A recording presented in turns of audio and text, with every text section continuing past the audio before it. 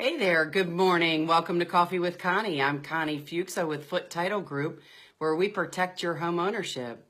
So we've been talking the last couple of months about definitions, terms, things you may not understand, words that may come across through your closing process, either by your realtor or your mortgage lender, some terms that just may not be familiar to you. And so we wanted to talk about a lot of those for the past couple weeks. We talked about it all through January and probably a lot through February. We're going to talk about it because there's lots of different definitions, terms that we hear that people don't understand. So today I wanted to talk about the survey and what the survey actually is. So a survey of a property is where a surveyor, a licensed professional, comes out and actually does a drawing of the property and all of the things that are on the property, where they're located, including the house, sheds, fences, decks, garages. Maybe you have a carport. Maybe you have a dog house, maybe you have a dog pen. So anything that is a permanent or semi-permanent structure that is, or item that is on that piece of property, the surveyor comes out and draws that home, that piece of property, the parameters of that piece of property, and any of those things that are above ground that are on that piece of property. Now, there's a couple of different kinds of surveys. One's called a location survey, where that is where the surveyor comes out along with the plat, which is the drawing that was originally done of the neighborhood when that property or when that neighborhood was developed.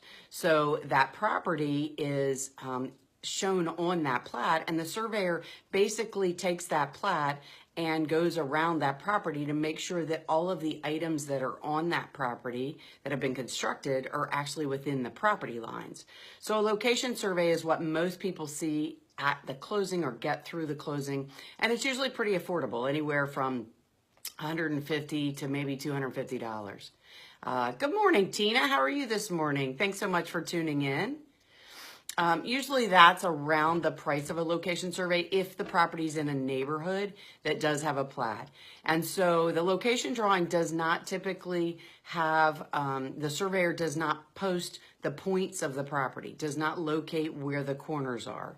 They just confirm that what's on the plat, everything that is on the property that's physically located there does fall within the lines that's drawn on that original plat. And they do a drawing for you, and it does have measurements on how far different things are away from the property lines and the house and those types of things. It'll show the driveway and you know, any of those types of semi-permanent or permanent structures that are located within those property lines. Now, the other type of survey that you may see or that you may be curious about is called a boundary survey, and that boundary survey is considerably more expensive because the surveyor actually goes out and plots all of those lines and does place the corner markers for all of the turns on that property. The reason that's considerably more expensive is obviously it takes a whole lot more time for them to go out and make sure that all those property lines do match up with what was on that plat, and then they go out and set those markers and do those confirmations, and then you also get a drawing on that as well. Usually that can range in price all across the board, depending on the size of that piece of property. If you're talking about a property that's in a subdivision that's less than an acre, then it's probably going to be considerably less expensive. Or if you are talking about a piece of property that's in a rural area that is a much larger piece of property, then, you know, of course, it's going to take a lot more time, and so it's going to be considerably more expensive. They probably will need a couple of people to go out and work on that survey together. A lot of mortgage companies do not require surveys for property closing anymore because the title insurance company or the title company will agree to insure over anything that could cause the lender a problem. Now, they won't agree to insure over anything that could cause the owner a problem because there is lots of different liability situations there. And so because of the insurance issue, the lender allows that to go to closing without requiring a survey. So hence a lot of people that don't understand what the purpose of that survey is would think that it would be okay, that they really don't need a survey, or maybe they got one from the seller, and that's great as long as nothing has changed on that property since the seller had that survey done. But let's say, for example, the seller had a survey done, and after that, the neighbor put a fence up. And so the seller says, well, I'll give you the survey when I purchased the property, and I haven't done anything to the property that would change on that survey. Well, the problem that happens is that survey doesn't depict where that neighbor's fence is, and sometimes that neighbor's fence may have been constructed on your property and you didn't even know it. And so now when the seller gives you that survey and you decide to go put a fence on your side of the property, you find that the neighbor's fence is on your property, which can cause a big problem and lots of reasons for you to be able to put your fence up. Now you have a concern about where your property lines are, and now you got to talk to your neighbor about the fact that their fence is on the property, and that could cause a problem as well. So my thought, and definitely my recommendation, and certainly what I do whenever we purchase a piece of property, is definitely have a location survey done. Now, I don't necessarily feel that you have to have a boundary survey done unless you have some concerns about things that are on the property or where the actual property lines are. That may be a concern, so it may be something that you want to think about.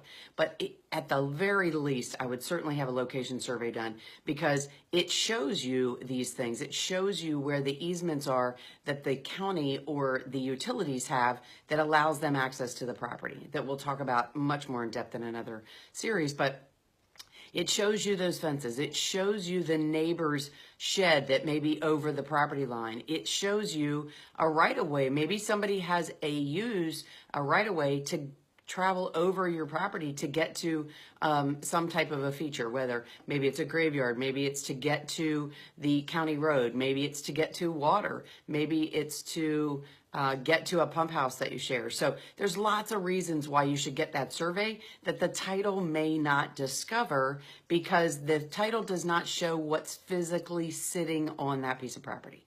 So I always recommend you get a survey, and these are the reasons why. You want to know that what you walk out and see on that property, what you're told is your property, and what you think you see on that property is what's really there. And a survey is going to do that. It's not that expensive, and it definitely helps you protect that ownership.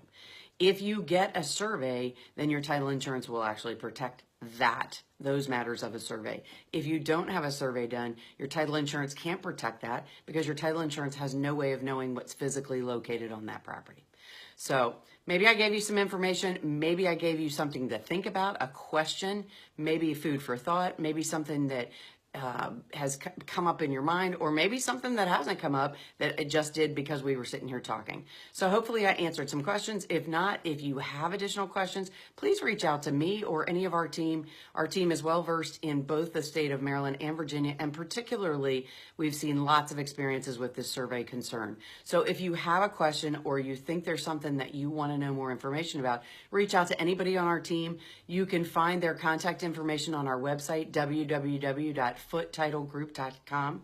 And there's also some really good resources about surveys and about other things on the buyers, sellers, and realtor lender page under the resources tab. There's also our newest flyer feature for February that talks about things you need to know when you buy your first home. Go on there, download it. It's a really good resource. And if you sign up for email, then you'll get our information every single month when we put out a new feature. So I'm Connie Fuksa with Foote Title Group, where we protect your home ownership. Thank you so much for tuning in with Coffee with Connie. I look forward to talking to you guys several times during the week. And if you have a topic that you want me to talk about, then please let me know that as well.